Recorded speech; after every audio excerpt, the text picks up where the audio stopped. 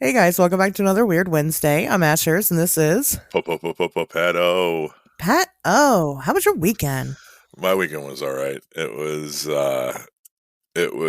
the weekend before Christmas, so it was a bunch of Christmas parties, and yeah, Friday night was the Joe Rob Ghoultide thing, and before Yeah. that, I watched Club Dread for Y2K movies because me and Daniel did an episode of that. So I forgot how much I love that movie. That's the Broken Lizard. The people that did Super Troopers, they did a slasher movie, and it's pretty fucking tits. So watch that, and then watch that bizarre Joe Bob movie. Um, Which which one? me and Daniel, I only watched the first one. Me and Daniel were talking about it the next day, and I'm like, was I really high? Because we were both really high when it was on. I'm like, wasn't it about Santa Clauses at some point? And then it was just a lot of nudity. And he's like, yeah, that's pretty much what happened. Um, Yeah. because I'm like, they were killing people in Santa outfits, and then it was about one specific like model or something, right? No. Oh, I don't know. I was partying like Pantera. I had the whiskey and weed and Slayer going. I didn't That's know what okay the though. fuck was happening. So Don't up that until was Christmas. That's what that one was, and it is bizarre, but it wasn't very good. yeah. But then they played a Christmas Horror Story, which Red and I had just watched the weekend before, and Oh, that was pretty good actually. I yeah, mean, it's not the greatest. Not probably. Red had left because we had just watched that movie the weekend before, so it was hard to like riff on it yeah. because we were over it. And I then turned Joe Bob off. I didn't finish it. So I mean, it's worth the one watch if you want something different. It's an anthology, which is pretty cool. You But know, Joe Bob. I'll say this: it's nice. It's nice to have something. It's because I started watching him because of you in this show. I didn't really watch it before, and it's nice to have something to do on a Friday night if you don't have anything else to do. Like it's kind of like it's an event enough to where you're going to sit there and you're going to watch it, and it's live, and you can go on. There's a Twitter component, so you can sit online and yeah, and talk talk to to other people. people. Yeah, it's cool, and I think that the world is a better place for it. You know what I mean? I Uh, enjoy it thoroughly. I definitely watch a lot of movies that I would never, ever, ever think to watch ever. And some of them are good. Not all of them are pieces of shit. But the yeah. point of it is like, even if they are pieces of shit, and I enjoy sitting around with friends and riffing on a bad movie. I like that. I don't like sitting around by myself and watching a bad movie. But if there's other people, that's what makes it fun, is other people. So and if you don't have other people, that's okay because you can take to social media and get involved that way. Hmm. Um it's not quite the same, but it's better. It fills a void. And when I started watching Joe Bob, now I was familiar with Joe Bob Briggs before the last drive-in. Oh yeah. And I knew about him, MonsterVerse and all that. Anyway, MonsterVerse, Monster Vision. See, I Monster don't even Vision. fucking it up because the MonsterVerse. That's how I knew Joe Bob. But I started watching The Last Drive-In during COVID, like a lot of people did. Yeah. It was on before that, but that's when I started getting involved, and it was definitely a glue for a lot of people's sanity for a while. And so, I mean, you got to appreciate that. So I keep coming back and I keep respecting the shit of it, and I will, and I like it. So I did that too. I did that too. Yeah, that was a good time. So that was my Friday. Saturday I had Christmas parties to go to. All the bars in our neighborhood had their Christmas party, and went to two of them. I went to a fundraiser for the Mercy Home at this place Double Play that was thrown by a friend of the show Mike Vanderbilt's sister Kristen. And that was a pretty good time. And then that kind of ended, and there was a little bit of drama going on with some of my friends, which being a married father of two, you miss that psychotic drama that you deal with in your 20s with like people that are dating and cheating and backstabbing each other and lying and all this stuff. And there's a little bit of that going on right now with some people that I know, which my fingerprints are completely off, but I'm somehow like at this nexus where I know multiple sides of the story, so it makes it very entertaining for me. And kind of followed down the rabbit hole of that. And then after the Double Play Christmas party, went to the Club Crave Christmas party, which is the gay bar in my neighborhood. And I used to DJ there. I talk about it kind of frequently on the show, and we filmed there some every once in a while too. We didn't film this year's 48-hour film there, but I was with the bar owner of the bar that we filmed this year's 48-hour film with there, and with one of the bartenders. And 2 years ago we filmed there, and it's just usually a good time. I like partying with the gays, and it was like a trans fucking Christmas show or something. So that was entertaining. And then Not Trans-Siberian Christian, just that was a missed opportunity. That was totally a missed opportunity. Yeah. And then Sunday played D&D with a bunch of kids, and the only reason I bring this up is it's kind of funny. So like, D&D is you could do whatever you want with it, right? It's very kind of on the rails. Like, okay, here's your party. You're supposed to go into the cave and kill the monster and get the thing, Sure. right? Like it's basically that's what it comes down to. Like you're going to different places and you're looking for stuff. And sometimes there's puzzles and sometimes it's a lot of action, but that's basically what it is. And the group of kids that I was playing with, it was a friend of mine. She has sons that are my son's age, and her husband and I have become friends, and we play D&D together too now. He's really into it. So it was me, my kid, this guy, and then his two kids, and then like the neighborhood kid. Well, all of the children, and I was the dungeon master, and the other dad was like a player, and then these 4 kids. The kids decided to gang up and kill the dad, which you could do in D&D. You don't have to follow the mission. You can go do whatever you want.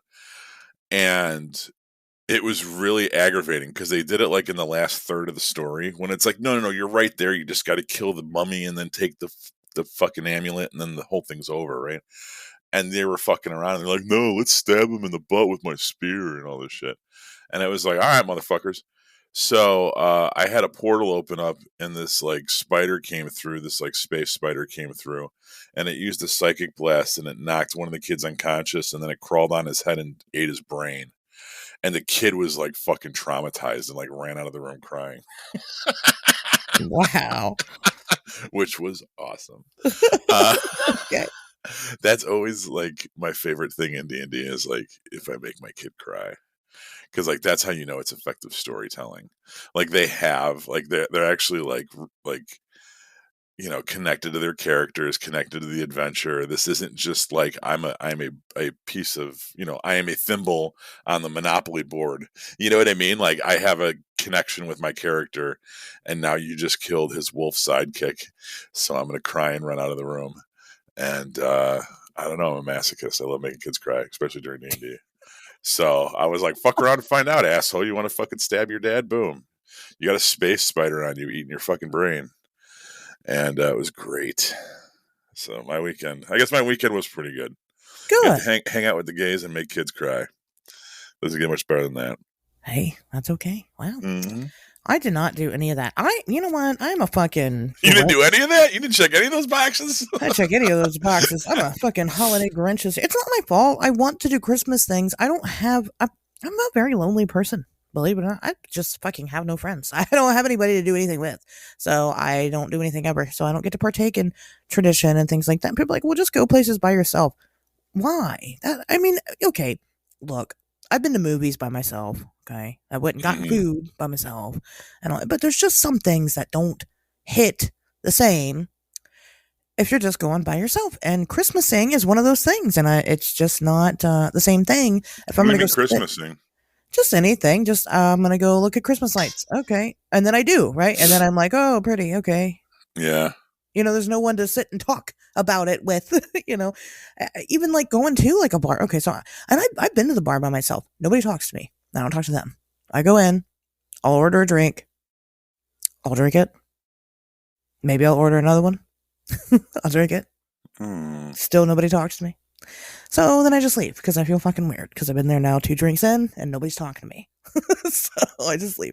So I don't know. Like I said, it's been the weirdest year of my life. I guess I could expect um, probably the worst Christmases of my life, and that's just the way that is. I'm okay. God, that sounds really dark and terrible. It does. Because well, I mean, truth be told, it's not great. But here we are. It is 6 days before Christmas, and I will have no way to go do any of the Christmas things that I'd like to do. So that's just the way it is. I did celebrate my daughter's birthday though, and so that went off without a hitch. She went to actually on her actual birthday was Saturday, and she went to another kid's birthday party for her birthday. Pretend Which this shit's she for you enjoyed. too. Right? No, she enjoyed. She had a great day, and then the next day we went to her birthday party, which again she enjoyed. And so usually that the weekend before Christmas for me. Is usually my kid's birthday party, and my daughter 8 days before Christmas. So this is my life now forever. So it keeps me busy. Again, it keeps me doing stuff. And I got to do Joe Bob night, Friday night or whatever. And yeah, I'm very, very, very ready for the year to be over. Like I'm totally okay with all the holidays coming and going and just continuing on and hoping for better. I hear you. I honestly I gotta say I'm not I was really depressed last week, and getting drunk on Saturday definitely helped that. And I hate to say that because sometimes I think we Yeah, but it's feel that. true. Yeah, sometimes it's oh, we're not supposed to solve our problems with alcohol. Oh, you got to deal with things, and you have to face your emotions head on, and self-medicating doesn't work. Bullshit. It Yeah, most bullshit. definitely does fucking help. And sometimes what you need, I fucking threw down both nights this weekend, Friday and Saturday. Friday was pretty subdued at home, and Saturday I was out running wild. I didn't wake up hungover either one of those nights, and that's usually a That's sign from awesome. God. I'm a religious man, Ashley, and that's usually a sign from God that no, no, bro, you were supposed to get fucked up last night, and that's why I'm going to take away your hangover. And I was perfectly fine both mornings, so I think I was doing what I was predestined to do. It was just to get fucking wasted, watch a bunch of trans people dance to fucking house music, and hang out with the hockey players. And the only thing that could have made Saturday better is if Mexican food was open. It took me kind of cruising around a little bit looking for a late night Mexican place, and they were all closed. Wow. Which whatever. But Did you go home and cry about it? no, I just went home and passed out on my own. I would have. That would have been my last straw. I'd have lost my mind. No, but you know what? Here's the thing. I don't feel very, we half-ass decorated. I was supposed to build the biblically accurate angels, and we never got around to doing that. Yeah. The inflatable nativity scene that we got fell over after a week, and I just kind of left it there, and now it's covered in snow, and we're not going to even bother to fucking fix it. I'm not really feeling it either. You know what I mean? And it's been kind of a rough time for me too, and I think there's something to be said. There's a relief after the holidays are over. It does kind of it is kind of like a balloon deflating sometimes in a good way. You know what I Yeah. mean? Where you're just like, ugh. Yeah. No, I mean, Christmas is my favorite holiday, but I did a lot of social media bitching during Halloween that I wasn't doing the Halloween things, and I didn't. And people kept saying, well, there's still time, well, there's still time, well, there's still time. And it's like, okay, but it never happened. So, Yeah. it's not really like that. I mean, right now I'm working on building my social circle. And let me tell you something, being an adult, it is fucking impossible to make friends. It is fucking impossible. Yeah, I hear you. Yeah. It is ridiculous. And I'm like, what's the problem here? I'm an interesting person. I have an interesting life. I'm conventionally attractive. What the fuck is going on here? Well, you don't live in you live in a decent sized city, but not you're a little isolated. I'm sure you have no problem making friends online. It's just people that are dating or Kettering or whatever. You know what I mean?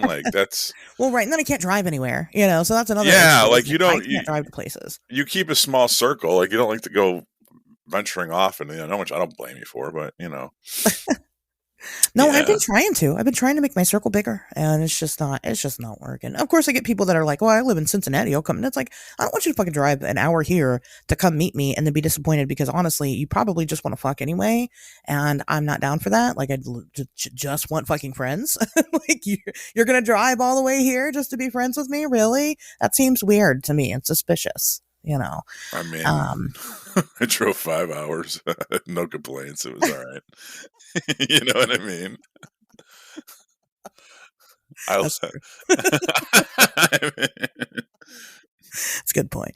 But I don't know. It just seems weird to me. Anyway, it's just been a hell of a year. And that's saying a lot from somebody like myself who has been through a lot. And I know that I'm not the only person. There's some people that have to deal with this year after year after year after year. I don't. I'm mhm. thankful.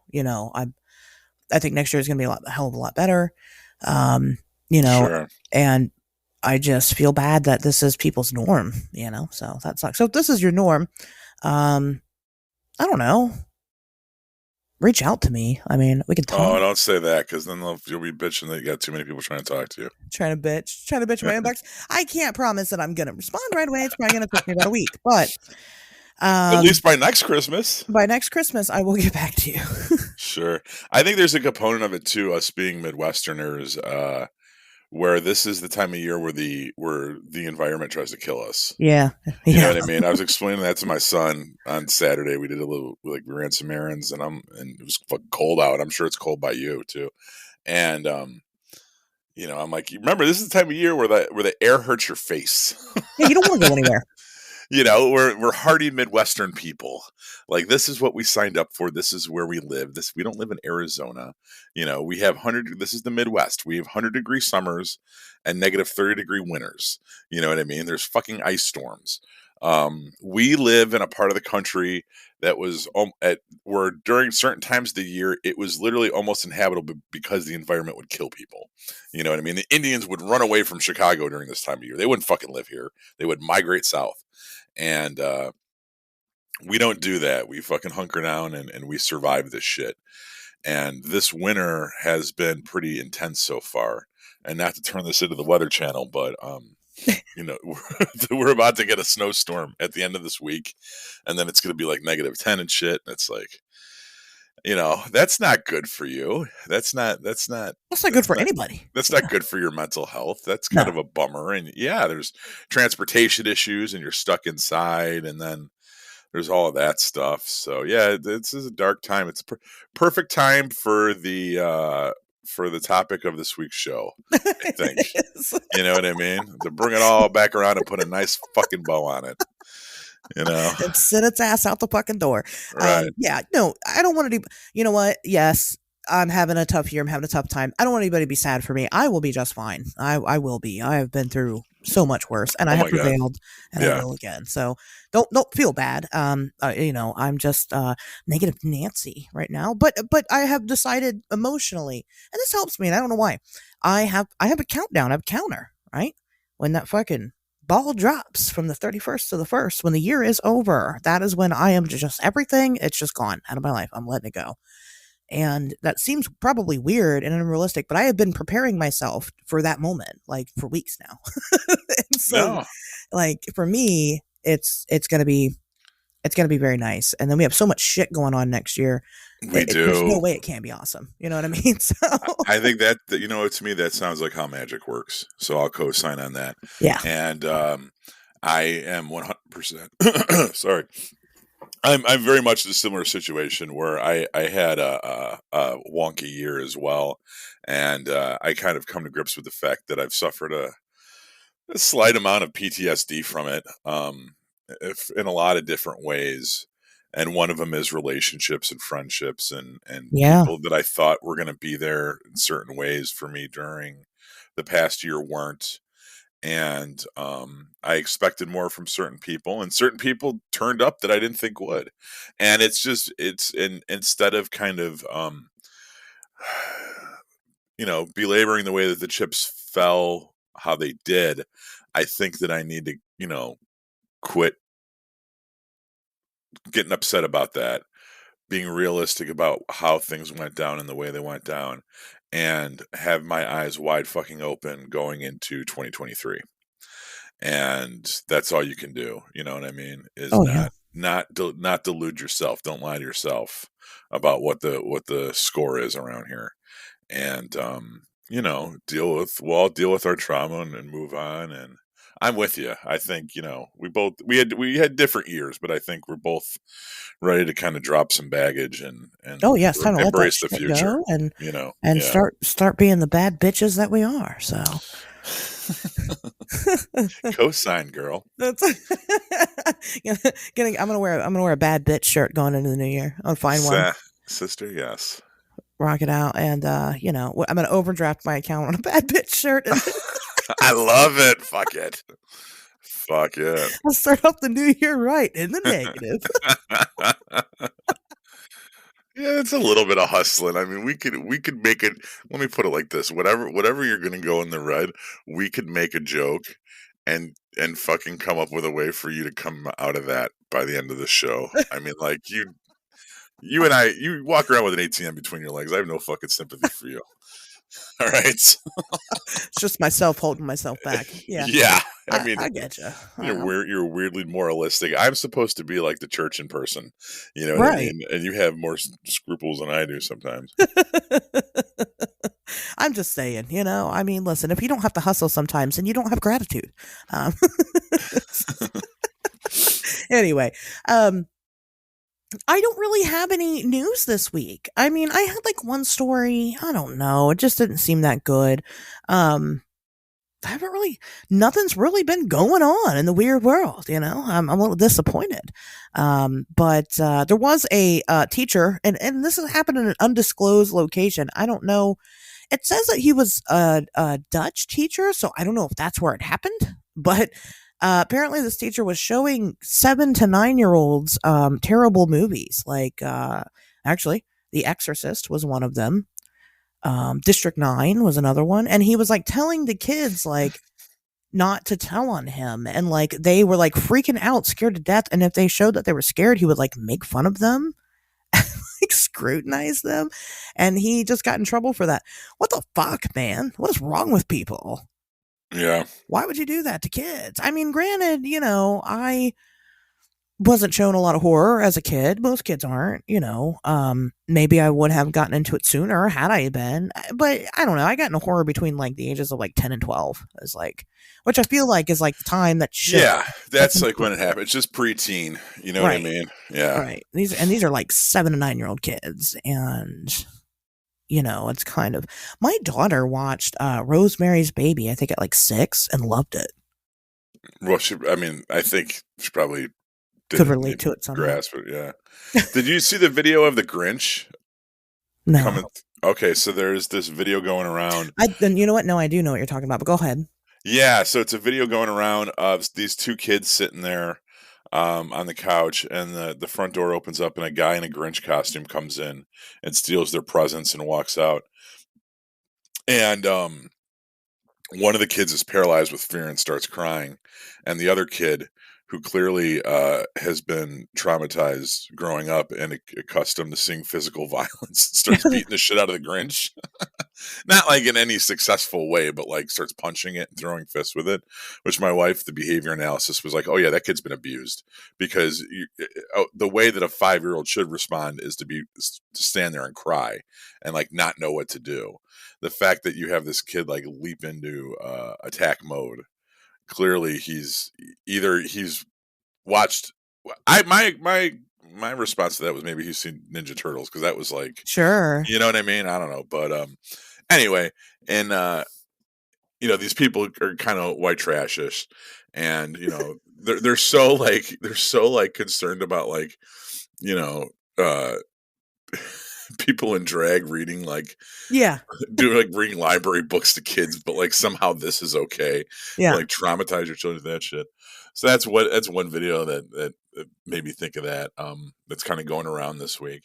The other thing that I think is worth mentioning, just briefly at least, is they finally released the JFK files, and I have not read them. I don't think that there's even a snowball's chance in hell that anything remotely interesting is going to be a part of them, but I will leave it to the internet to comb through them over the next couple weeks. And if there is something there, because sometimes stuff like that slips out, you know what I mean? Those people comb through all those files and they find interesting shit. There was that one FBI report that said that they thought Tesla was a Martian or something. Do you remember Yeah. that? That was like one of the earlier shows. Mm-hmm. And it took people years to find that, but it was there. It was on in a declassified FBI report or something where they thought that Tesla could have been extraterrestrial.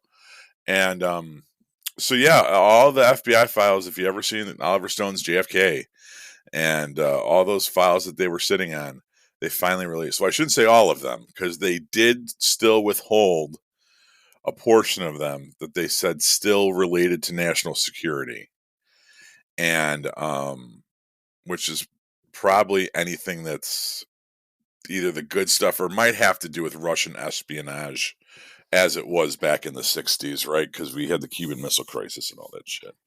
So, but yeah, the likelihood that there's anything that's going to change the way we think of the Kennedy assassination being in there is very slim. But those files were finally released this week.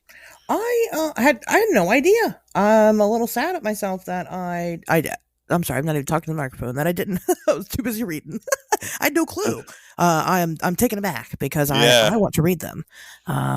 Oh, but it's one of those massive media dumps where, like, you can, yeah. you could take forever to go through it. But, and I'm sure people will. You know, I think when you see stuff like that get released, it's like, okay, wait like 2-3 months, and if there's anything of note in there, we'll find out January, February. You know what I mean? When people finally go through it. But I don't think that's going to happen anytime soon. I think even if you did start reading the shit when it hit the interwebs this week, you'd still be going through it right now. Yeah. Well, yeah, definitely. It's not like it's a cakewalk. Jesus. Yeah, they don't exactly highlight the shit that makes, that contradicts their stories or that Right. is whatever. It's just a huge information dump of documents. I just didn't even know that it was something I needed to keep my eye on, but clearly it is. Yeah. So I'm gonna start paying a little bit more attention and stop being a sad bitch. And you should have one of your Sims go through it. That's what you should have. You I should have should. Sims. I should hire them to do it, but not hire them, just dictate. Do this thing. I did have something that I wanted to bring up about something we previously talked about on the show. So kind of one of the running jokes on the show is like we'll cover a story or whatever, and I happen to already be Facebook friends with whoever this thing happened to. So one of the earlier cases that this happened with was a guy by the name of Michael Markham, who claimed to have. So I found out about this guy because there was like one of those like picture memes going around talking about there was a guy who used to call in to Art Bell and tell him about how he invented a time machine, how he was trying to raise funds to purchase generators to run this time machine. He had like a date set for like all these different things to happen. He actually went to jail at one point for trying to steal generators from the utility company to make the time machine. But then, got with Art Bell. They all sent him money. He said, okay, I'm going to run the machine on this date. Come to my house. This is my address. And then he disappeared forever. And some people seem to think, because there was like some body or something that was found in like the 1930s, and some people thought that it was him and that maybe he did go through the time machine and went back into time and that he died. And so that's what happened to him. I found the guy's name and found out, well, fuck, I'm friends with him on Facebook. So obviously he's alive. So I just sent him a message and I'm like, what the hell ever happened with all that? And he never really, I think he's crazy. Because the responses that I would get back from him, first of all, they would be like months apart. Okay. And then they wouldn't really make a lot of sense. And I just kind of try to play the game because if I want to talk to the guy, I have to, with what he was saying, but he just never really got back to me. He posted something on Facebook today that I thought I would read. So this is what he said. He said, howdy, no, I'm not dead again. Guess there was a major dis/misinformation thread on Reddit that is a total train wreck. For the record, anyone who says I time traveled back in time is 100% incorrect. I went forward in time. Any reference to going back in time is therefore debunked, including how I allegedly died in a tube in 1930. The redheaded picture is not me. No idea who that person is. Only interviews I've ever given were on MITD and Art Bell. Anything else is untrue or false. Don't need cash or, /money. No need to send me any. I'll return it back. I'm not working on time travel, nor have I. Pretty sure I'm done with that. That was about 30 years ago. This stuff didn't happen yesterday. I'll be collecting my retirement before too long. I don't. I guess maybe it's going around again, but I think that this is like the first time he's publicly talked about that in particular post that's going around. Hmm. But why not? Why would you not give an explanation? Because he didn't go back on any of these shows again later and explain. You're saying that you went forward in time, but you're not going to give the details of that. Yeah, I mean, it's interesting that he at least popped his head up. You know what I mean? Well, Like right, and he proof of doesn't want people life, to send the money. which is a bizarre request. I mean, whoever does that, I mean, I don't. I'll send me money. Well, You know what I mean? I mean, because he's got other posts and stuff, and like people will comment on his stuff and be like, "What do you need money? What do we need to do?" And people will like try to find him and send him money because they want a time machine. Yeah, I guess And he, there's, you deal with expectations then. If I take your cash, then you're going to want something from me. And it's probably not as easy just to take that. I mean, he's got a Facebook page, so he's got a public Sometimes, print. some Yeah, type of access. Now his claim back in the day when he was making this time machine was that he sent a screw through it. It wasn't like a time. That didn't sound like a time machine to me, though. It sounded like teleportation, and he had successfully sent a screw from one spot to the other. yeah. And he wanted to try this out on a person and build it up, and that was the whole. But like that's the thing. Okay, but why aren't you working on a time machine now? Why was this such a big fucking deal? And this was like back in the 90s. Like, why was this such a big deal? And now you're just acting like it never happened. I mean, you're not coming forward publicly. He's like, well, I've been thinking about writing a tell all book and blah, blah, blah. My guy, it's the age of the internet. You need to just tell all right now. You just come on all Wednesdays, We Talk Weird show and tell it all right now. Well, he's trying to monetize the book at least. But Put a book out. here's the other thing. Who knows if that's the guy? You don't know that. You didn't see who was typing behind that screen. That's you know what him. I mean? That could have been Jeremiah Byron there. No, it's him. It's definitely him. Why? Why is it definitely anything? Why? What evidence do you have? What physical proof do you have that is the same person making that Facebook post, or that person did any of the things they claim to do? None. It is. It's all hearsay and conjecture. People know Don't who he believe it. is. He's like he's got, okay, I guess all of his friends and family and stuff that are on there are catfish. It's not like a fake account with like just Right, but you know what? You're one of them too, and you don't even know how the fuck you two ended up Facebook friends. So who knows who the hell those other people are? Well, he added me on Facebook. Exactly. All I'm saying is, dude, people, I forget who I was talking to about this. People lie big. And sometimes people lie bigger, so big that we think that they can't be lying. But like, I know girls that fake cancer before and shit. Like, people are fucking scumbags. Like, don't think they're not possible of doing it. Like, the level of bullshittery that some people can manifest is unbelievable.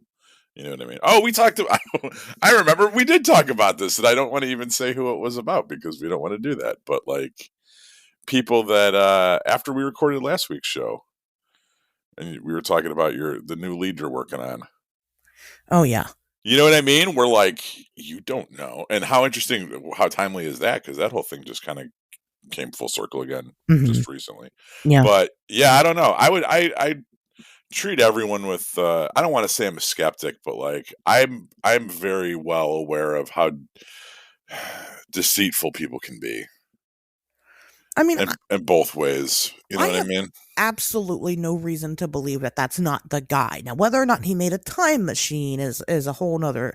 I mean, that's where my skepticism comes into play. Yeah. I don't think he ever did. But if he didn't, then I want to know the story. I mean, and the reason for it is like, because like, I know that the guy ended up moving from, first of all, he's from Ohio. Of course he is. He ended up moving from Ohio and ended up in Hawaii, and like some of his friends and shit were like trying to get him back to Ohio. I mean, very good luck there, bud. Good luck there. Well, I think he was homeless in Hawaii was the thing. Like he still, you're in Hawaii versus fucking homeless in Ohio, Cincinnati or whatever. Right, and so he didn't come back. He's still in Hawaii. It seems, But anyway, there's very personal information on there that like if you were just like having a fake profile to pretend to be that guy from the Art Bell show a long time ago, that you wouldn't So it's all right. All right. So it's him. It's him. I But believe that it's him, right? yeah, But again, the claims that he'd made back then don't make any sense. He's never really touched back on it again, it seems, and that's fucking weird, you know. I guess because he lied and doesn't want to just admit that he lied, except now he's saying in this post today that he traveled forward in time. Aren't we all right. traveling forward in time though every day? Like, Yeah, no, he's not really lying. You know? But anyway, he's a weird guy. Maybe one day he will tell the story and we'll get a little bit more information. sure. But Hopefully, he writes a book, and if he wants to promote it, he can come on here and absolutely, you know, but yeah. if you see that post about him on social media, I mean, he's still alive. He didn't travel back in time and die. Like, that's bullshit. He's still What's his alive. name again? Michael Markham. Michael Markham. Hmm. That's Very him. all right. So, all right. Well, Well, I wanted to do my weekly shout out. oh, I'm sorry. That's right. Weekly shout out. Yeah. I forgot to promote something too. Oh well, why don't you promote your thing first? Sure, sure. So this coming week, I think by the time we drop this episode, it'll be out. I went back onto the Bloody Bits horror show because I just can't get enough of those guys. And we talked about Terrifier 2, which is the biggest sensation of 2022, probably the best movie of 2022. Let's be Horror honest. film du jour. So check that out. It's great. It's a fun time. Again, I can't say enough good about those guys over there. But yeah, I did that. That's my promotion. Pato, who you shouting out this week? Robin and Brian Van Huss from the Withville UFO Fest, also from Mystic Novelty Company. We've had them on the show before. They were a great time. They were one of the most entertaining guests. You know what I mean? Like, they were fun to talk to, and they behave themselves very well. They have a lot of personality, and I love their products. I love their events. The Y2K movie podcast would not be possible if it wasn't for the Withville UFO Fest. That was one of the big conventions that we went to. A lot of good friendships came out of that. We're going to be back again this year in 2023.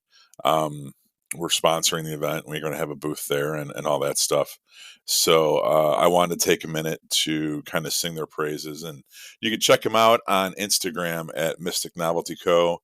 And then also they have an Etsy shop as well, where you can get a lot of their, I don't want to say random crap, but like they make different stuff. They do soap, they do eyeliner, they do buttons, they do all kinds of stuff. So All they're really 40 and worth checking out. themed. Yeah, the Billy's written 2 books, although this says Brian. That guy's got more aliases than I do. I love that. I love a man that changes his name every 6 months.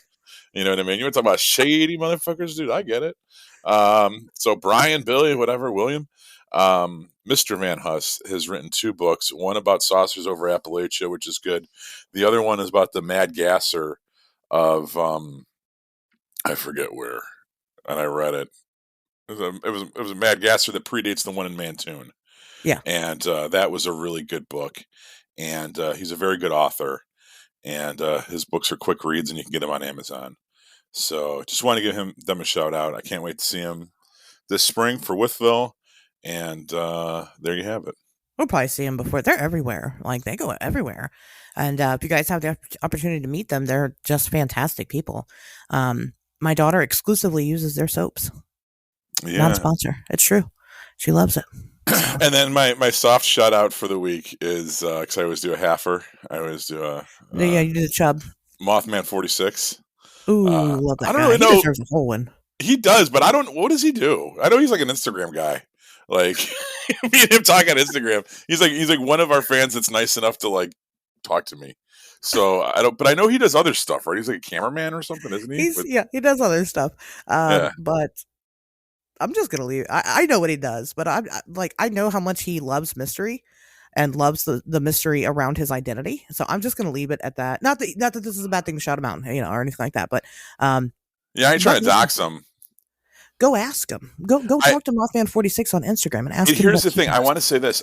We ran into each other at the Mothman Festival, and I didn't know it was him right away. I know, right? It wasn't until we walked away that I was like, was that fucking that guy? And it completely caught me off guard. So I just want to say this because I know he listens to the show because he'll comment on shit here and there. Dude, if I had known it was you, I would have abandoned my child and we would have found a bar to go 2 shots at and fucking hang out for a couple You hours. have abandoned I your child. Yes, I would have left. I would have left Connor in your care and just been like, just met one of my most dear internet friends IRL, and I only hope that our paths cross. That I know I'm doing with Phil. I know we're doing Monster Fest and we're doing the Jeff Gregg Man. Frogman thing. So Mothman 46, please come to one of those three so that we can do a proper hang. Because that was a missed opportunity, and it's something that one of my biggest regrets of this year. He's a great guy. Yeah, Yeah. he's fantastic to talk to, and good shout outs this week, Pato. Definitely making a point. Yeah, no, he did that shit to me too at Cryptid Bash. Yeah. That was the first time I had met him, was Cryptid Bash, and I'm like, who are you? He was like, you know who I am. I was like, no, I don't. I get cop vibes from him too, but like in a cool Jack Ryan kind of way. To where Okay. I would think he's like a field operative. I think he's military. If I was a betting man, and I could be wrong. There's just the vibe I get off him. I don't know. He's a good guy. I'm not saying he's not. Military people are good people. They fucking defend this country. I ain't shitting. I know. I'm just saying, like, I think he's got guns. Some type of. He's like a sniper. I'm sure he's fired a sniper rifle before. Just.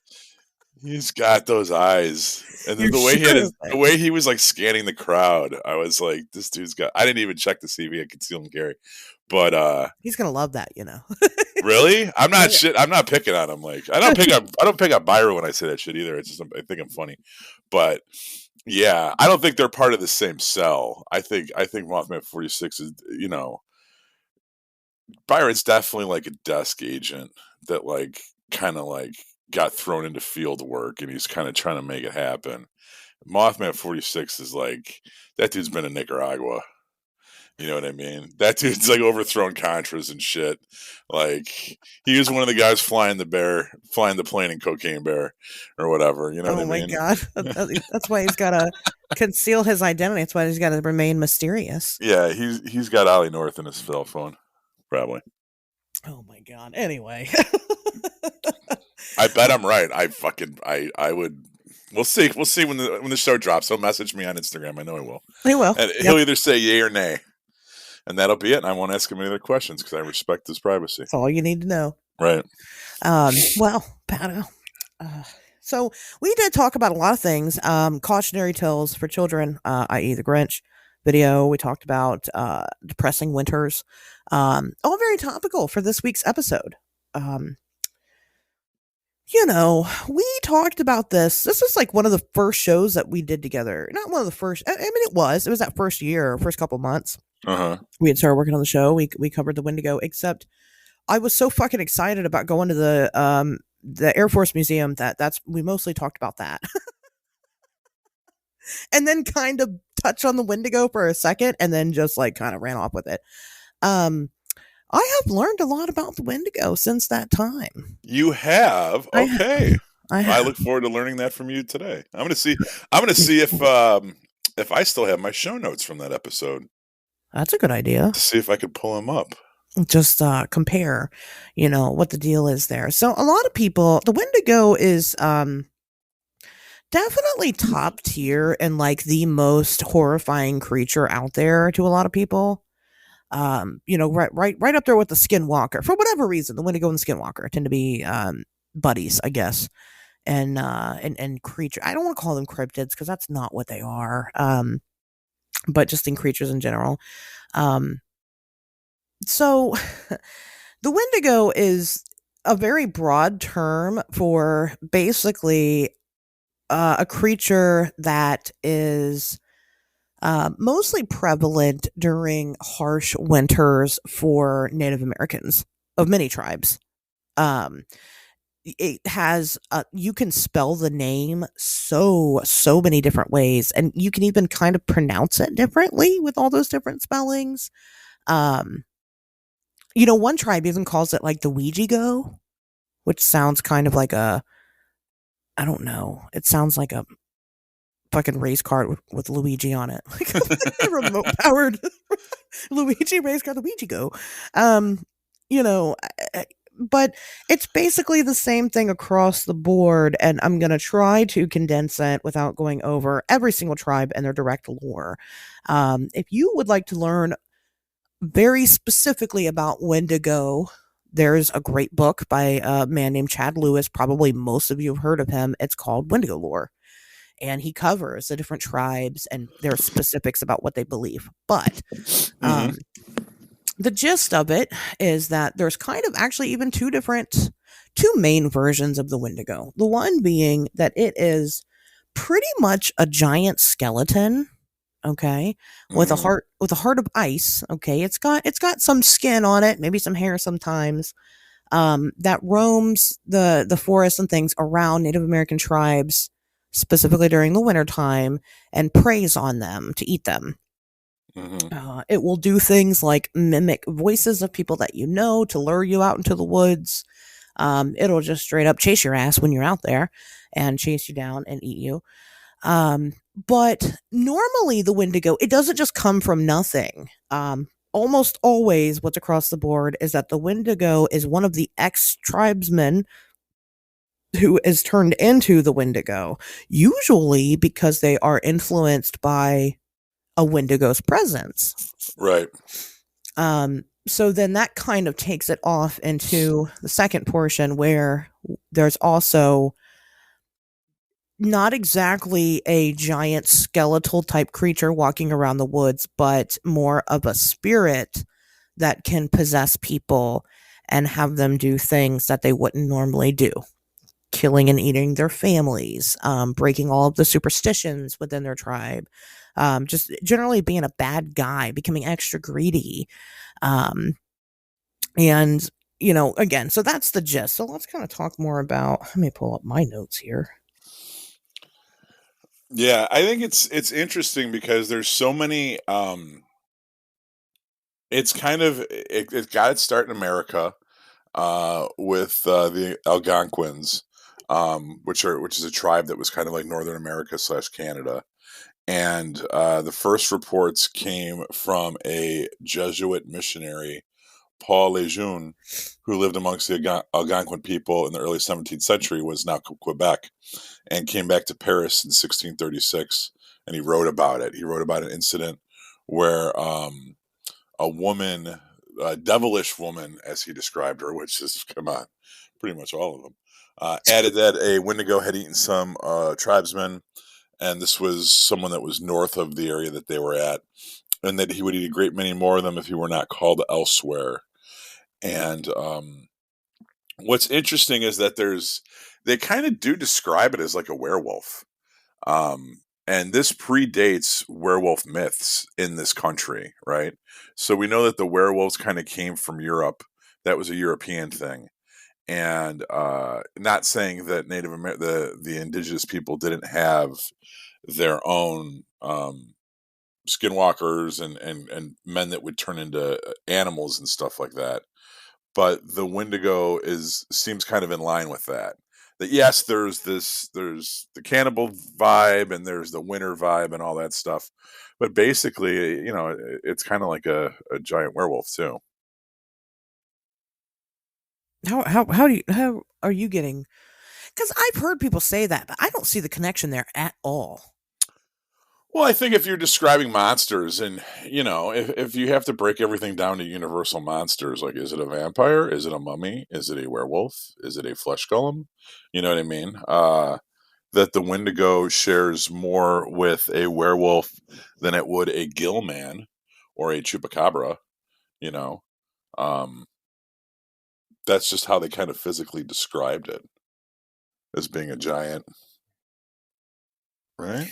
Well, No, no, I mean it's a giant, but it's like I said, more of a giant. It's like a giant skeleton with like no hair compared to like a big hulking wolf man, big hairy. You know what I mean physically? And then I would think it's more like a zombie. the action. All right. Well, I'll tell you what. Why don't you read some stuff? I'm going to look up this action thing, and we're going to go from there. I did find my notes from that because I save everything. So I found it's 6 meters. So this is how it was described. Stands more than 6 meters tall and bare feet. Looks like a walking corpse and smells of rotting meat. Has long, stringy hair and a heart of ice. Sometimes it breathes fire. Holy shit. It can talk, but mostly it hisses and howls. Wendigos can fly on the wings of a blizzard or walk across water without sinking. They are stronger than a grizzly bear and run faster than any human being, which is bad news because human flesh happens to be a Wendigo's favorite food. Wendigo's appetite is insatiable. Indeed, the more it eats, the hungrier it gets. This is all like mythology shit anyway. You know what I mean? It is, right. It is. Well, yes and no, because there's people that legit think that Wendigos are real things. And that's kind of, I mean, we're kind of going to talk about that. Okay. We have to. So, yeah, like I said, if you're going to compare it to anything that maybe we're more familiar with, I would definitely compare it more to like a zombie. But a zombie that's also like, Pato, you ever play Katamari? Where you roll the thing? Yeah, we roll the thing and make it bigger. Yeah. You roll shit and it gets bigger and bigger. Yeah. A zombie that's also a Katamari ball, because when it eats people, okay, it becomes larger. Oh. And yeah, and again, this is just kind of a mishmash of all of these different tribes and their beliefs. So take it all with a grain of salt. But yeah, that is one of them, is that it'll eat, when it eats people, it becomes bigger. So it's never like too small to eat its prey, but it grows, and it makes it, essentially it makes you stronger, right? So stronger means bigger. So, of course. So again, a zombie Katamari is what it is.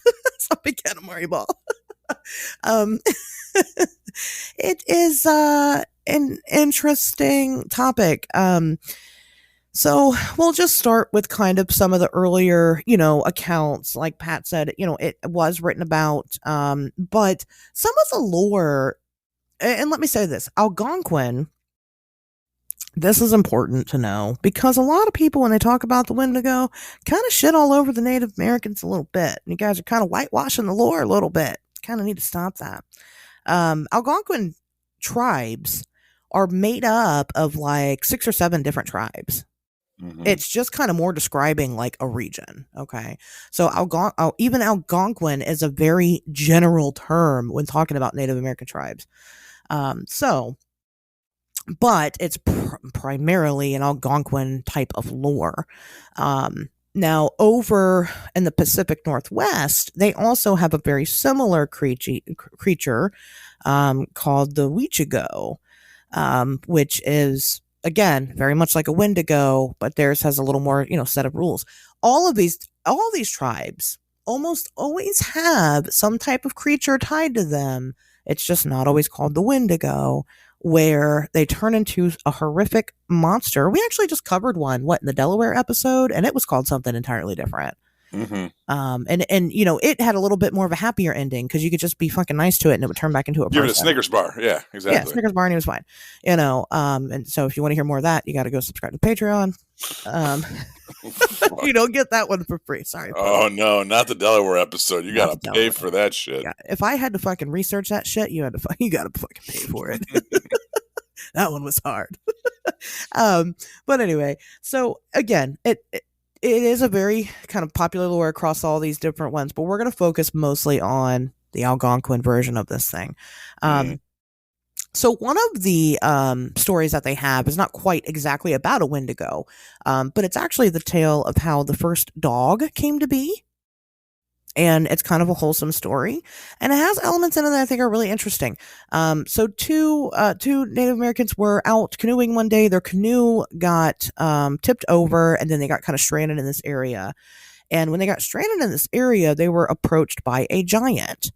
And the giant is just described. I mean, it's described like that, just a giant. It's a general. Who knows what that means?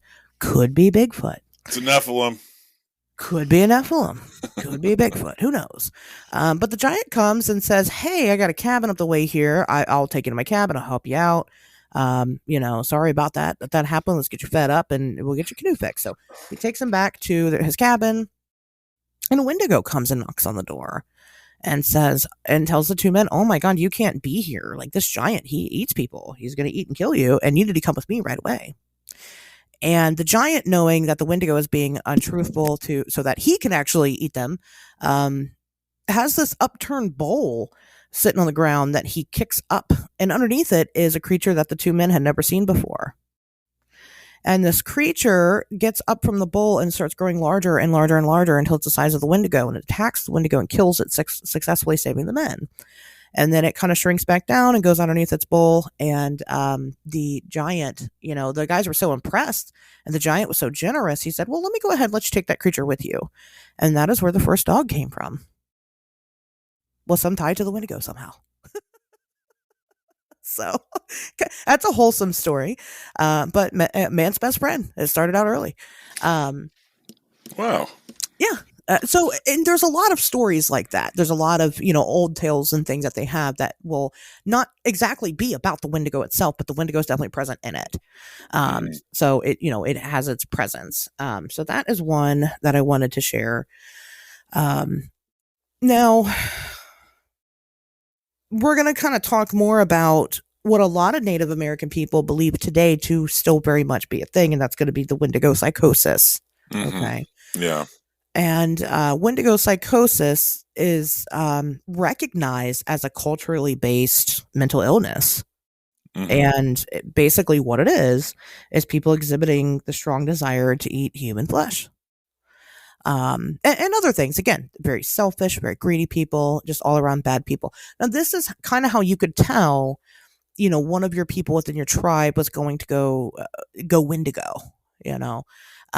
was that they would start exhibiting some of these. Sometimes some of the people would actually come to their higher ups, to their, within their tribe and say, "Hey, I kind of have this hankering to eat my family." And in some of the tribes, they would just straight up kill you because that's easier. Where in some of the others, what they would do is make you drink a beef tallow, which is fat. It's animal fat and grease, and they would, make you drink it. And then what they say would happen was that the person would vomit up ice cubes, and that's how you knew the Wendigo left them. They probably weren't vomiting ice cubes. Right. They were probably vomiting up the grease and fat cubes. Yeah. But, again, this is more along the lines of there not actually being an actual Wendigo creature, but the Wendigo creature as a Manitou, which is essentially a spirit. It's something supernatural. And that is mostly what a lot of these tribes agree on, is that this is something that's not just out walking around out there. The stories of the thing walking around out there tend to not really be very popular, as a matter of fact. So this started becoming kind of a big thing. One of the most popular stories that everybody knows about when doing Wendigo research is about Swift Runner. And Swift Runner was just one of the local tribesmen, and he was about 25 miles away from a food source during the wintertime, and one of his children died for them trying to get there. And so they went ahead and ate that kid, and then he just decided to kill the whole fucking family and eat them too. And, when he showed up to the village, they're all like, "Well, what the hell happened to your family?" And he's like, "Well, I ate them. I got possessed by the Wendigo, so I ate them." And, they killed him, because he's a Wendigo, and they don't want a Wendigo and they're on their property. But but they said that leading up to it, he had other things that was happening. He was having dreams of the Wendigo. He was becoming more and more irritable and things like that. Dreams of the Wendigo is another way that the Wendigo can get you. Is that if you have a dream or a vision of the Wendigo, then you're going to turn into one. That's terrifying. So you need to drink your beef tallow because it's coming. I'm going to stop there for a second, Pato. Yeah, I mean, for me, it just seems like us trying to explain people going crazy in the wintertime. You know what I mean? It's something that I actually talked about in the intro. We are in the time of year where the Midwest becomes nigh inhabitable, and you had people that were, in these homemade little huts and shit, trying to survive the winter. And it's maddening, and we know what seasonal depression is like for people in our right. We're not even starving to death, Right, exactly. And this is something very real that would happen to them, and they would experience it. And people would go nuts, and you know, cannibalism was something that you don't see so much of nowadays, but has existed for most of human history. Forever. Yeah. It's all over the Bible. It's all over post biblical times. It was something that they had to, you know, expressly forbid. And at certain points in the Bible, in Deuteronomy, which is like the third book in the Bible, you get 3 books in, and they're already talking about don't chew on your kids.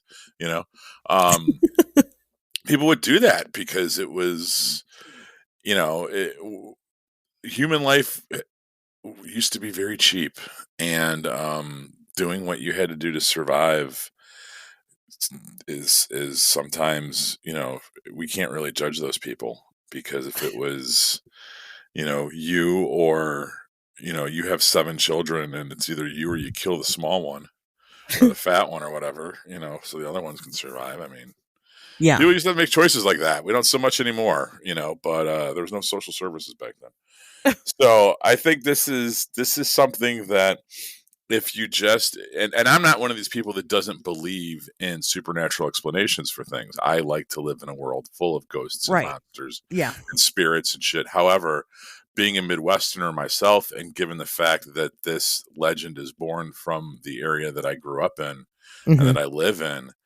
I think that I can rationalize the idea of a Wendigo a lot more than somebody that's, like, say, from Florida. You know what I mean? Sure. Or Arizona, or fucking Texas or something. This makes a lot of sense to me. And, you know, setting the clock back 500, 600 years, it makes even more, Yeah. you know? I am still, I will say that. I am still of the mind that the Wendigo is mostly a cautionary tale for what not to do, during the wintertime, because you do have these people, they already knew. I mean, that's the fucked up thing going into it, is that you knew if you didn't bring in enough food for the hunt that year, you knew what kind of winter it was going to be. Mhm. And it was going to be fucking sad. And then you just have to kind of hang on and try. I mean, a lot of people just died because they were just starving or cold or whatever. They Mhm. didn't have central heating back in those days. So, No. it's really hard to make a fire when the whole fucking ground is wet. It's Yeah, and it's, you can make one small mistake, or you know, where your firewood is, could collapse and be wet, and it's, and then you're fucked. Yeah. the stakes were a lot higher back then. Yeah. Oh yeah, They were a lot definitely. fucking higher back then. And if you're talking about, you know, you're starving and you have a neighbor in his hut and he's near death or something, and you know that once he dies, you could use his body for meat. I mean, Right. What are you gonna do? near death versus death, like, man, just fucking What are kill you him. gonna do? Yeah, exactly. It I'm gonna was, tell you right now, if I were dropped off in the middle of fucking nowhere in the wintertime and I had no electricity, I'd be fucked. I would be really fucked. And I yeah, think probably a lot of people that listen to the show would be too. yeah, it could still happen. You know, we had Tony Wash on one of our other early episodes. Me and him started working on a script that was called Six Below, and it was about an Uber driver that was coming from the city and just driving out to the suburbs to drop off a elderly couple after their anniversary dinner, and she slides off the road, and her car gets stuck um, in a snow embankment in the middle of a snowstorm while it's 6 below. So 6 below is, like, you know, the temperature outside, but it's also like you're dead. You're 6 feet under the ground and shit. Right. And you deal with that, and how, like, the whole movie took place in real time, and, like, you die in an hour. You Right. know what I mean? Like, with a cracked windshield, exposed to the outside elements, if you're losing blood and you can't make a phone call, and shit goes south really fucking fast. Yeah. And that's where those people lived, and I'm sure they saw all kinds of horrid things that they needed to make up explanations for, because they probably thought more of human nature back then, you know. Right. We always like to think that we're we're further removed, we're more civilized than we actually are. Civilization is a very, very, very thin veneer that can be ripped off at any time for any number of reasons. Yeah. You know, we are all fucking savage animals at our core, and it takes a day without electricity or power or water, or you know, being stranded in a field and without food. It comes apart very quickly. You know. And I think that's what this is. It's I'm gonna tell. just I'll tell you something. I personally know somebody that happens to work for the electric company, and I'm sure. when the Okay. electricity, my friend tells me, when the electricity goes out, okay, and it's been out for 6 hours, these people are losing their fucking minds, Sure. losing their goddamn ever loving minds. So yeah, so I mean, those people would be totally fucked. I Right. would be too, but maybe give me a good 10 hours, and then I'd be like, well, I'm just gonna lay here and die. I'd just choose. I'd be like, fuck it, take me, Jesus.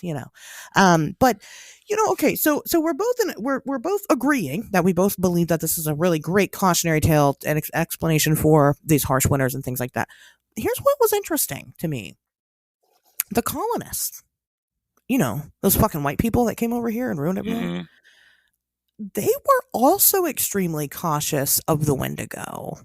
They weren't initially, but they did end up developing a caution because the tribes that they would interact with, whenever they would start reporting Wendigo sightings in the area, would follow deaths. And so they put that correlation together that, well, these people are saying this creature is killing people, so this creature must be out there killing people. you know. Hmm. So they weren't educated enough to be like, well, obviously it's just the fucking wintertime. So I don't know. Maybe it's because again, there are deaths that are happening in the area, and that because there's deaths happening, the tribe's going, hey, it's Wendigo, or I don't know, maybe there's something happening that is weird. I do have more to say about that, but I wanted to branch off and talk about the Wendigo trials for just a moment. And we all know what this means, right? Whenever there's trials on it, we know that a bunch of fucking people died. Most likely white people did it. And you'd be absolutely correct. So, these different tribes had Wendigo hunters within their tribes. Okay. Um, there's a really famous one. I think it was, oh my God, what was his name? People are going to be so fucking mad at me. I don't know his name. It's Jack something. And I can't remember his fucking name. For what is it? He's a Wendigo hunter. He's a famous Wendigo hunter. It doesn't matter. He wasn't the only one. There's tons of Wendigo hunters within these tribes that their job was to go out and eliminate the Wendigos, or banish the people or kill the people, right? Who they thought were going to turn into Wendigos. What the colonists were doing was that they would find out that, well, this guy's killed 20 something people. This guy's killed 15 people. They would actually try them and arrest them and make them spend their whole life in prison, or they'd hang them, because they're out there murdering people. And so the Native American tribes saw these people as like heroes. Meanwhile, the white people just saw them as cold-blooded killers. And it was kind of an issue, for a long time, because they're like, well, we believe that they're protecting us. And they're like, well, we believe they're just fucking bloodthirsty, Yeah. you know? And what do you do in that case? We know, you and I know that most likely those people weren't actually malevolent creatures, right? But that's what they truly, genuinely believed. And we stepped in and went, hey, wait a minute, you can't just keep killing people. We're not going to let you do that. And we stopped them. Whereas, like, in comparison, what they would do whenever they would suspect a Wendigo was in their area because they heard a strange scream or because somebody saw it or whatever, maybe they kick someone out. Because sometimes they just kick people out of the tribe. They would just shun them and ban them, and they would go on. They would set up like guards around the village. And one of the guards saw the Wendigo. He saw it. And so he took aim, he shot it with his bow, he killed it. Come to find out, it wasn't a Wendigo. It was his dad or his stepfather or something.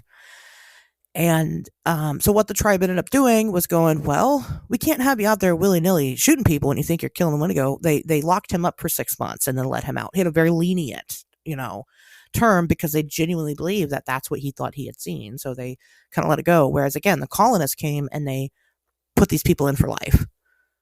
Yeah. And as a matter of fact, they wouldn't just put the people in for life. Sometimes they would lock up these people. They would kill themselves. Okay. They would kill themselves in jail. And then they would turn around and go get somebody that was associated with one of those people and make them spend the rest of their life in jail, even if they didn't actually kill those people. And they would just be like, well, it's because you stood by and let it happen. So. Yeah, it's the it's the lengths that people went to preserve order. Yeah. I think that's what it is society was so loosely held together on the frontier that you couldn't have all these sociological aberrations. You couldn't have, the wacky uncle doing and saying wacky shit, right? Because you couldn't poison the well. The only way that we're going to survive out here is through homogeny. We have to be unified. We have to be unified in thought and action, and deed and religion and beliefs and politic, everything. Otherwise, we are not going to survive this. So anytime someone got out of pocket, that was it. You're a demon. You're possessed. You're a witch. Kill him. Okay, now we have homogeny again. Now we are uniformed, and we can all move forward. It's hard to say whether or not it set us back or not. You know what I mean? There's something to be said for a society to work. There has to be a certain level of cohesion that doesn't allow for independent thought, right? Now we're different. Now we live very comfortable lives and we can do things differently. A lot of people talk about the condemnation of homosexuality in the Bible, and it just comes from the fact that if it wasn't condemned, then tribes wouldn't populate. You know what I mean? It was, you had to marry, you had to reproduce, because otherwise your lineage would die. And that was the most important thing. Now we have overpopulation. I wish there was more gay people on the planet. You know what I mean? There wouldn't be this overcrowding and stuff and overpopulation. So, something to think about. That's my 2 cents. I mean, I can't side with colonists at all. I get what they were doing. They were doing it because they were, they deemed the Native Americans as some type of, a savage people. They thought that they were above them, and they thought that they could control the people here because they wanted to be here, because they decided they wanted this land. That's what happened, And they were assholes, but I mean, part of it was the other thing too, it worked. Like, there's a reason that you and I are sitting here right now. Mm-hmm. You know what I mean? And it's because, for better or worse, European settlers came and they colonized this land, and that's why we're here. And I'm not growing potatoes in the rain right now, and you're not whatever fucking rock you crawled out from under. You know what I mean? Like, there's a reason. It worked. They dug in and they fortified their positions and they fought back the fucking locals, and they survived and they persevered in face of everything. And they built up a civilization that, at one time at least, if not still today, is the greatest civilization on the face of the planet, So I'm not saying they weren't dickheads about stuff. This isn't me, like, singing the praises of every decision that the white man made since his fucking feet hit the ground. But I think it was done for a reason, and our continued existence. I mean, whatever. YOLO. I don't know what to say. I don't want to say anything else before I get myself in trouble. So don't get yourself in trouble. Well, right. Let's make it very clear. They came over here and hunted people to fucking extinction, and it wasn't their decision. It wasn't theirs to do that with. That was wrong, but it happened. There's nothing that we can do about it now, right? Right. Yeah. We can't. Well, I'm not signing off on manifest destiny. I think that's fucking ridiculous. That, like, God put this land here for white people to conquer. Like, it's fucking not true. But I mean, whatever. So I mean, we can't change that happened. It was wrong. They shouldn't have intervened into the native people's culture and things like that. Because now, guess what? That culture is very, very small, and that circle is very, very small now. Right. Yeah. But they had guns. What are you gonna do? Right. I mean, that's the reality of it. So it doesn't matter. But that did happen. That was something in history that happened. So of course, with that happening, with the white people rounding up the heroes of the tribes and things like that, Wendigo started becoming less and less popular. As a matter of fact, they really don't. Again, nowadays, there's like no physical Wendigo with these tribes. They don't believe in like a flesh and blood type of creature roaming, the woods in the wintertime. But they do believe in, the Wendigo in the sense of a spiritual thing. Again, a Manitou. So now it's just transitioned into like capitalism and shit. Like, that's clearly the Wendigo. It's just a different beast now. It's evolved. Ah, that's Hmm. very interesting. Hmm. So it's still there, and you're still overtaken by greed and gluttony and all these things just for different things. Wow. Hmm. That is you just that's a direct to video horror movie right there. That's a very interesting thing. I didn't invent that. The Native Americans, the indigenous folk did. So talk to them about it. But yeah, that's the Well, we stance stole now. everything else. Let's fucking steal this movie idea. I'm fine with Stop. that. We can't. We hate white people. Remember, we got to keep that up. We have to make it this. I'm starting to come around. We got. I don't know. We got to make it despite the whiteys. No. um, but There's yeah, many fine people. There's many fine people. that's the idea now. If you're Elon Musk, you're probably a Wendigo. If you're a rich person, you're probably a Wendigo. If you're a rich, greedy person, again, just in different ways. People are still greedy. Yeah, but there's greedy poor people too. Don't get me wrong. There's people that'll rip you off blind and not even care. Those people are probably Wendigo also. Well, it's trauma. I mean, that's what the Native Americans used to say, that the white man has a hole in his soul that no amount of land or possession would ever fill, but that won't stop him from trying. And I think that you could say that that hole in general is either trauma based or it comes from a lack of spirituality or contentment, and that that's why we gravitate towards materialism. Um, and I think there's some truth behind that. I Sure. think that I like. Don't get me wrong, I like things, but I'm also very cognizant sometimes of how fleeting and inconsequential things really are. Yeah. You know I what I understand. mean? Yeah. Whatever your favorite stuffed animal was when you were 5, you probably no longer have. And you might have worshipped that thing at a time. It gave you comfort. It gave you stability. It was your bear. It was your blankie. It was whatever.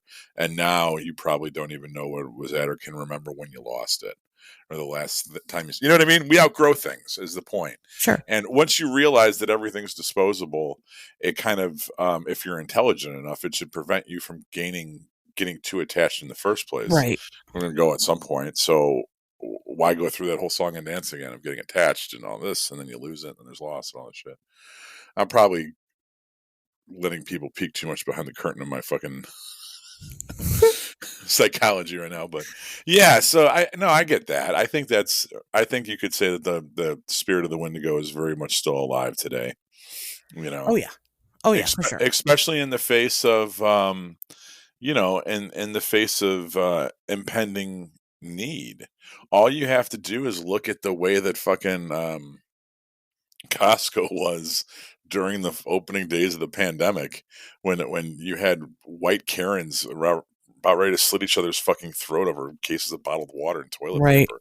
Remember when toilet paper was like more fucking scarce than gold bullion? Yeah. Where like people were literally fight. They were so concerned that they wouldn't be able to wipe their asses comfortably Yeah. that they were hoarding toilet paper. My mom was one of these people.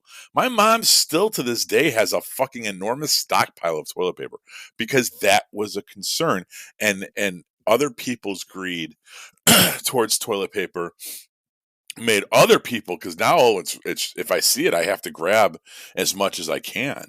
And there was like a good year, probably 2000 through 2001 or whatever, where I would go say, "Hey mom, I'm going to the store. Do you want anything? Grab me toilet paper if you see it." Where that she would without fail say that for one 12-month period. Grab me toilet. She didn't need it, but that was the mentality. Why?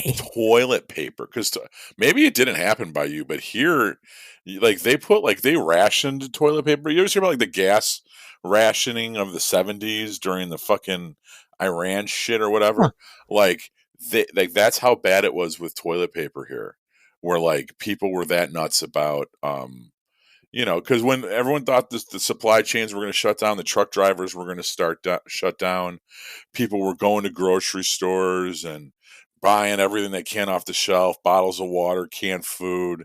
Everyone thought the pandemic was going to hit and we were going to be duct taped inside our homes and shit. And for some reason, people were like, oh, I better get a lot of toilet paper because what am I going to wipe my ass with, right? And that just like snowballed, and toilet paper became this super hot commodity. I can't. That didn't happen by you.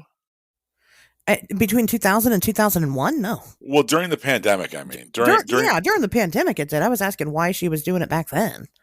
Oh, that's just what I meant. Well, COVID-19 hit in 2020, so Right. I was just saying like the first year of COVID. Yeah, the first year of COVID, yeah, we all experienced that. That definitely Okay, happened. yeah, that's what I'm I saying. was just curious if there was something that happened that year that That's made the your that mom is the pull year. toilet That's the paper. first year of the pandemic was it. The pandemic started in March of 2020. That's when Trump shut down international flight and the NBA and Maybe I sport. heard you wrong. I thought you said 2000 to 2001. Oh, maybe I. Who knows? I was like, what I happened? say goofy shit all the time. Was it the millennium? I don't. It was the post 9/11 world. We didn't know if we were coming or No, that going. was the pre 9/11 World So War. Oh that's my how god! off. Exactly. But it Once those planes hit the towers, everyone was fucking running you for had the the Sherman. fucking. I mean, in that time, you had the millennium happened, and then immediately, a year after that, 9/11. So that was dark times, I'm sure. Right. Um, but anyway, yes, yeah, that did happen, right? And that was probably a bunch of Wendigos. Your mom's probably a Wendigo. That's the spirit of the Wendigo, I think. That is, it is right. Exactly, Metaphorically it is. speaking, yes. It is. Yeah. And then you had other people that were like, "Well, I'm just gonna go get a bidet. I'll be fine." I'll just wash my ass every time I get. It's cool, you know. You had people that thought smarter, you know, Yeah. and people hoarding the toilet paper. But yes, we definitely do still see that now. You know, that was definitely a larger scale. That was an obvious way, but you see it all the time. You know, right now, Christmas shopping, Christmas. You ever like look for that one thing your kid wants? You know, and you can't get it because every fucking body, not just everybody's buying it, but people that opportunists see it that and they know that everybody's buying it, so they'll buy it all up and then turn around and flip it and sell it for more. Yeah, those people are scumbags. Those people are Wendigos. You know, that's fucked up. These are children. Well, then you could say that about any collectible trader. People that sell Magic the Gathering cards or fucking whatever. You know what I mean? Everyone on eBay is a fucking Wendigo. Like, Yeah. Well, why wouldn't they? Why couldn't they be? well, I think there's the cannibalistic element too, but But we don't have a need to eat people now, but we do have the need to deceive to make money. right. That's not the need anymore, right? We're not starving to death. We have food banks, but we still need money. So you have people that will take advantage of a system to, you know, get whatever. I mean, I see what you're saying. There's nothing wrong with inherently flipping something. Okay. That's not the issue. Well, okay, fine. Then every girl on fucking OnlyFans is a Wendigo. They should just give away pictures of their boobs. Why the fuck they got to sell them? Well, no, they're offering a service. So. Oh, see, there we go. That's where it's okay, right? Offer the service for free. People are in need. There's lonely men out there But that the need to people look at that titties. are going and buying the fucking all of the fucking Paw Patrol action figures and then turn around and sell them on eBay for $200 when they were $12 originally, those people aren't offering you a service. I could have gotten my ass on my own card, went and got my own action figure, but now I can't because you're the asshole that bought 200 of them and now you're selling them for 200 a piece.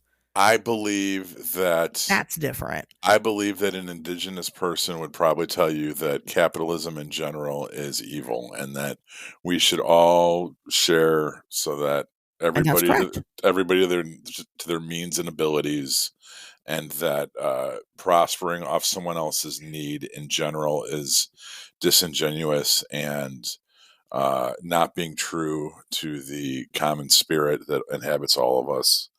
And that I think even people that really took Jesus's message to the letter would say the same thing as well. You know Yeah. what I mean? It is easier for a camel to go through the eye of a needle than for a rich man to enter heaven. You know, because if you're rich and you've hoarded your wealth, then you've neglected the poor, and you haven't given away the way you could or the way that you should. So I don't know. I think that yes, that the true meaning of Christmas is the Wendigo, and The Wendigo Santa. instead of the Krampus or whatever, it should be the fucking Wendigo. Yeah.